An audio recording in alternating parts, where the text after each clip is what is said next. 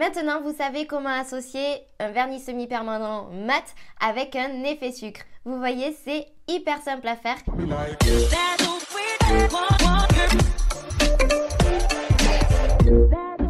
Hey, coucou les nailers, j'espère que vous allez toutes bien. Bon ben moi ça va, hein, je suis toujours malade, je fais que me moucher. J'ai pas mal à la gorge, franchement ça c'est cool. J'ai vraiment juste le nez bouché. Je galère à respirer quoi. Alors en plus de ça, j'ai des petits boutons qui viennent. J'ai l'impression qu'ils disent « Pouh, elle est malade, elle est vulnérable, on va y aller, on va y aller ». En général, c'est vrai qu'ils viennent toujours au mauvais moment. En plus, je sais pas du tout si vous êtes pareil, mais moi j'arrête pas de les toucher, d'essayer de les écraser là comme ça. J'adore ça. Sauf que du coup, c'est pire après. T'as l'impression d'avoir une piqûre de guêpe sur ta tête. Donc, surtout, ne faites pas ça, c'est pas cool. Aujourd'hui, je suis contente de vous retrouver. On va faire un nail art de Noël. Mais c'est vrai que ça approche, hein, ça approche même très très vite. Plus qu'un peu moins de 2 semaines, je crois. Et c'est vrai que tous les jours, on me demande des nail art de Noël. Donc ce nail art là, je l'ai fait sur une cliente. Dites-moi dans les commentaires s'il vous plaît. Moi, j'adore tous ces styles-là. En plus, ça brille, tout ça, donc je trouve ça parfait. Comme d'habitude, si vous voulez éviter les 5 erreurs les plus courantes lors d'une pose d'ongles en gel, téléchargez l'e-book gratuit que je vous ai concocté. Le lien se trouve dans la description. Et n'oubliez pas de vous abonner. Allez, c'est parti. On va nail arter ensemble. Allez go, c'est parti. Donc du coup, j'ai déjà préparé ma capsule. J'ai utilisé un joli, mais alors il est trop beau, je trouve, rouge pour Noël. Je trouve qu'il est parfait pour les fêtes. Et on va faire un petit paquet cadeau. Donc vous voyez, j'utilise un pinceau hyper long, c'est celui que je vous avais présenté lors de la dernière vidéo. Si vous n'êtes pas encore allé la voir, allez-y vite. Franchement, pour faire les traits fins, c'est super pratique de tout savoir sur les pinceaux. Et comme je vous l'ai expliqué la dernière fois, voilà, on va faire un joli trait droit et fin. Donc comme d'habitude, hein, alors c'est vrai que j'ai eu un commentaire en me disant que ça aurait été bien de filmer mon poignet. Du coup je vous refilmerai tout ça très prochainement pour vous montrer aussi mon poignet qui ne bouge pas et comment faire tout simplement en ayant une autre vision que la capsule. Je fais catalyser mon trait, donc le blanc là c'est le Minnesota. Je le trouve super. Bon là j'ai fait une connerie, vous voyez, il y a le bout de ma capsule à droite qui est allé sur mon ongle, sur mon pouce où il y avait du blanc. Donc du coup il faut juste l'enlever parce que par chance ça n'a pas du tout catalysé. Donc vous voyez, je vais prendre juste un petit coton et on l'enlève. Alors si ça a catalysé, n'hésitez pas à limer un petit peu avec la lime, normalement ça part et on verra pas forcément la connerie quoi. Du coup on va faire pareil de l'autre côté, vous voyez je pose bien mon auriculaire sur mon index gauche. Je fais en sorte vraiment que ce soit quand même bien perpendiculaire à l'autre trait parce que sinon ça fait pas un joli paquet cadeau. Et on trace notre autre trait. Je vous disais que j'utilise le Minnesota là, tout simplement parce qu'il n'y a pas besoin de finition par la suite.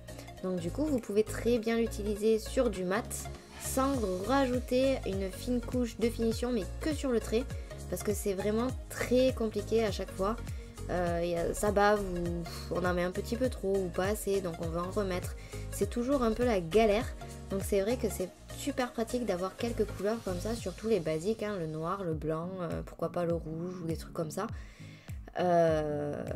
Tout simplement pour faire d'autres petits nail art. On va utiliser maintenant un pailleté, parce que serait Noël sans paillettes bien sûr. Du coup voilà, j'utilise le Golden Nails. Il est vraiment super. Je vérifie toujours avant d'utiliser mes pinceaux qu'ils soient bien souples. Parce que s'ils ne le sont pas, ça va faire des traits cracra. Ça ne fera pas du tout. Je vérifie que ma capsule n'ait pas de poussière, tout ça. Et on va faire tout simplement un trait parallèle à l'autre. Donc vous voyez vraiment, j'essaye d'appuyer constamment, de manière constante sur le pinceau. On remet un petit peu de couleur parce qu'on voit qu'en bas de la capsule, il n'y a plus trop de pigments. Donc on en rajoute un petit peu. N'hésitez pas, comme je vous l'ai dit la dernière fois, à catalyser une première fois. Et quand c'est bien catalysé, de refaire du coup une seconde couche. Comme ça, même si vous ratez la seconde couche, il n'y a pas de souci. votre ongle sera quand même, enfin votre trait sera nickel. Du coup, on va faire l'autre, hein, le perpendiculaire, sans catalyser surtout. Vous allez voir après pourquoi. Donc n'hésitez pas à y aller petit à petit. Alors personnellement, il y en a d'autres je pense qui diront le contraire. Mais je trouve que c'est beaucoup plus pratique de faire des traits verticaux que des traits horizontaux. Moi c'est vrai que je galère plus avec les horizontaux. Chacun ses problèmes. Hein. Du coup voilà, on a fait nos 2 traits. On a vérifié qu'ils soient bien parallèles aux autres, aux blancs, et en même temps du coup perpendiculaires entre eux. Et on va rajouter des petites paillettes libres. Alors je trouve que ceux-là, elles sont juste super belles, elles sont scintillantes. Elles me donnent le sourire à chaque fois que je les vois. C'est les Magic Powder d'Ongle Access. Et celui-là, c'est pas vraiment le or, il s'appelle le Luxury, il est un petit peu plus champagne que or. Je trouve magnifique, et surtout avec ce rouge mat là comme ça, je pense que ça va ressortir un truc de fou. Du coup, vous voyez, j'ai appliqué mes petites paillettes libres sur mes traits. On va catalyser. Bon, je dépoussière tout en même temps, parce que sinon il y en aura partout. Voilà, ça a catalysé. Et maintenant, tout simplement, avec un pinceau ou une brosse, parce que là, on voit bien sur le trait blanc que ça reste un tout petit peu collé. On prend la brosse et c'est pas grave, on le nettoie, il n'y a pas de souci. Et en plus de ça, vous montrez bien à votre cliente que même avec des coups de brosse, il n'y a rien qui part. Et regardez-moi cet effet que ça fait, c'est juste incroyable, j'adore.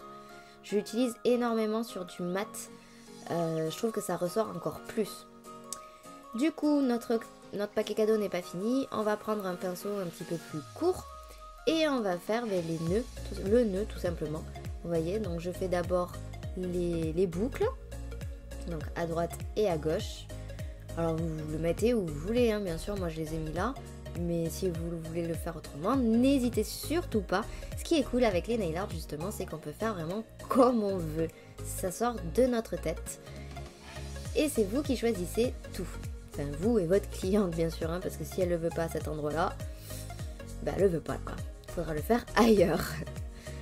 Allez, on fait la boucle gauche. Donc j'ai décidé de le faire un tout petit peu plus grosse que l'autre, tout simplement parce que là, il n'y a pas grand-chose. C'est vrai que de l'autre côté, il y avait pas mal de traits et tout ça. Mais à gauche, comme il n'y a pas grand chose, j'ai décidé de le faire un petit peu plus gros pour prendre un peu plus d'espace.